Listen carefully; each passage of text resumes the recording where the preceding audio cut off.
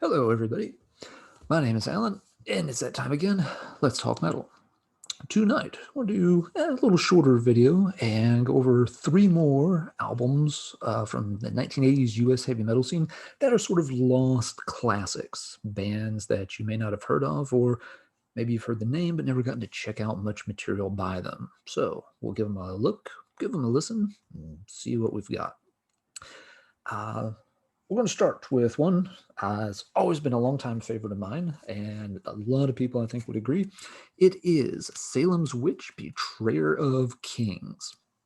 This is one of the classic independently released US metal albums. Came out in 1986. Band was from Michigan. It's the only album they released. And this one's been known to collectors for a long time. Even when I got into seriously collecting heavy metal vinyl in the early 1990s, this was already a well-established sort of high priority item that was on everybody's want list. That said, it's always been a relatively easy album to come by. It's had a limited pressing, I guess, but copies always consistently have shown up on eBay and other sites. So it is always a little expensive, but you can certainly get a copy of it. It's not one of these things that only shows up, once every few years. It's more like for a long time, you'd have a copy of this turn up at least once every 1 or 2 months. So as far as those independent US metal LPs go, this is one that will turn up pretty good. Got kind of the cool cover art, little Castle Grayskull action going on there. The music on this one is very, very strong. It reminds me a lot of Shock Paris and having this very strong, sort of proud, defiant, a lot of mid-tempo stuff going on, very clean, clear, but strong sound. And let's give it a listen. Let's see, a couple of these songs I'll have to jump ahead a little bit, but I think this one starts off right good. This is Never Ending Battle.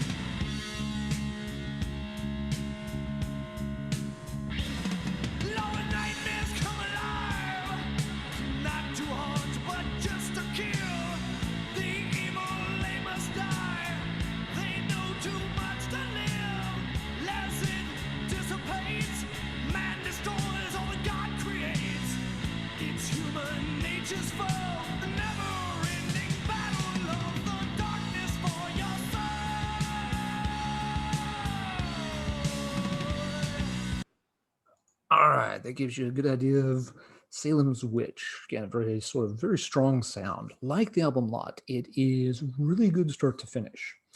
Sometimes those privately pressed albums from the 80s can have one or two good songs on them, and a lot of the songs feel like they're a little amateurish or half done, but this is a really strong album throughout. Every song is good stuff. The band never recorded anything else, really, so it's kind of one and done, though they're still listed as active hanging around. I think they may have done a few sort of, get back together reunion type shows over time. Surprisingly, it's also an album that has never been reissued. In recent years, a ton of these smaller bands have been tracked down and reissues have been put out by a lot of the different European labels. And for whatever reason, Salem's Witch is not seeing a reissue on anything like High Roller or Eat Metal. Kind of surprising. I don't know if people can't find the folks that have the rights to the album, or master tapes aren't available, or if the band's just not interested in putting it back out. But it is a really strong album. The members didn't really go on to other bands either. There's a very tenuous connection to Wasp. One of the vocalists for the band also performed with Wasp on the Neon God era albums, but it's not the guy that sang on the Betrayer of Kings album. It's somebody who was in the band at another stage. So that's a little background on Salem's Witch. Again, one of the real classics that folks have always been interested in. All right, let's move on to number 2 for tonight.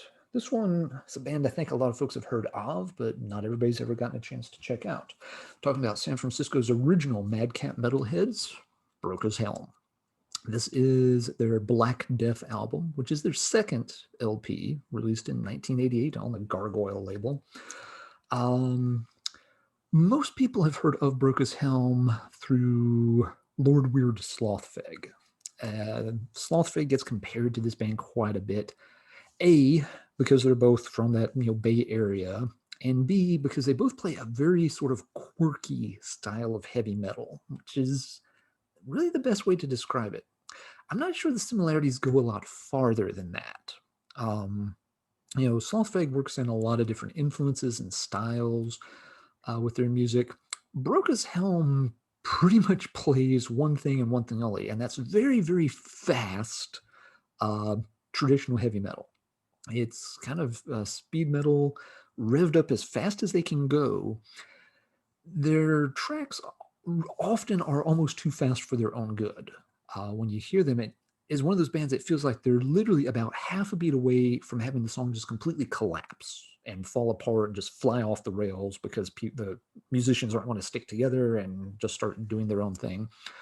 But they always manage to keep it together and they keep the song moving forward. It's just, this very sort of ramshackle, high-speed velocity assault that just barely keeps it between the lanes without going over the road and down the cliff and crashing into the ocean. The first time I heard BROCA's Helm, the music didn't click because, again, it's this very fast, very quirky sounding. They definitely have a sense of humor about them with song titles like Skullfucker and stuff. So it took a couple of listens to get into. One thing that made me come back to it a couple of times, not immediately right off, was really good guitar work. Even though it's very fast, very noodly, and again, veering around a lot, it's also very, very well put together. So without further ado, let's give this a chance as well. This will be the track Black Death. And I may jump about a minute into this one because, again, this one I think starts with kind of a longer intro. Let's let it go from about right there.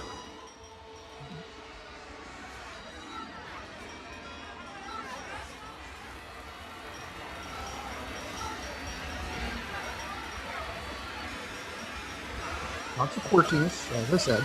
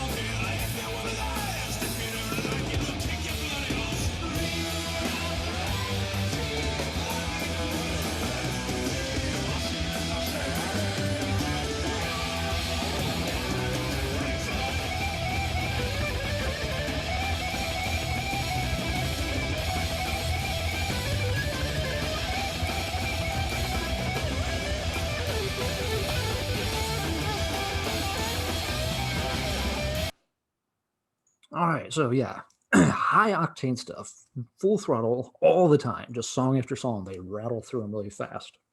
Classic artwork. Love this cover quite a bit.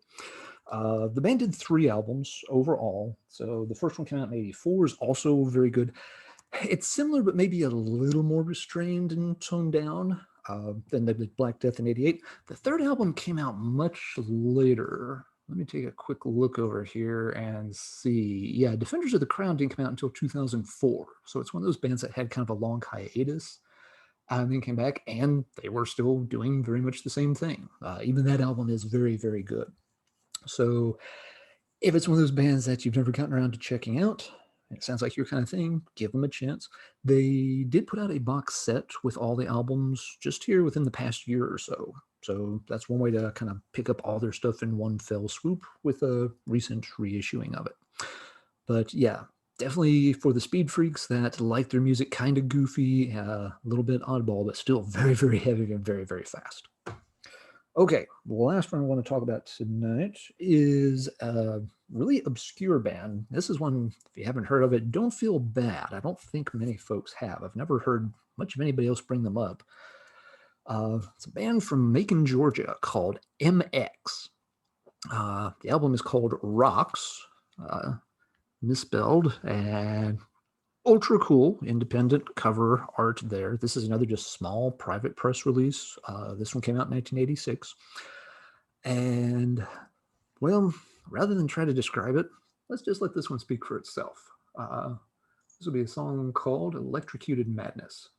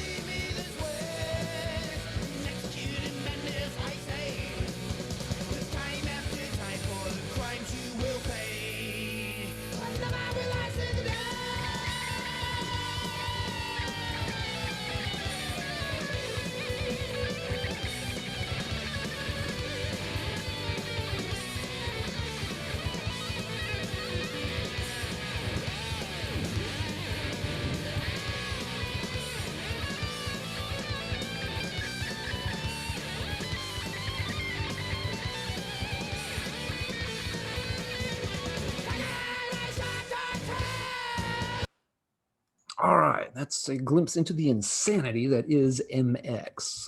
Real scorcher of a song. They have several that are pretty high octane like that. But not every track is. They vary it up from song to song, but a lot of the songs very catchy, good hooks within it. It's a cool album. It's not one that you see all that often, but if you come across it, it's worth picking up. It again has that kind of very quirky element to it, a little bit similar to Broca's Helm. Hadn't really thought of that until just now. Didn't line them up that way. Just kind of worked out this evening. Interestingly, this is not a band that immediately disappeared back into the ether.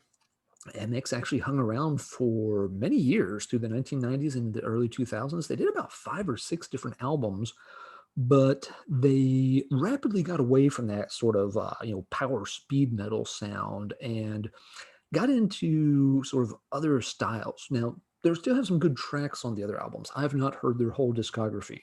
A lot of their stuff is a little hard to track down. They have some good tracks on other albums for sure. But some of the albums get a little bit more into just kind of weird alternative rock, hard rock sounds and stuff. They're not all heavy metal thrashers like that one is. You can kind of tell by some of the goofy album titles. Let's see, I think their second album is called Your Parents Are Aliens.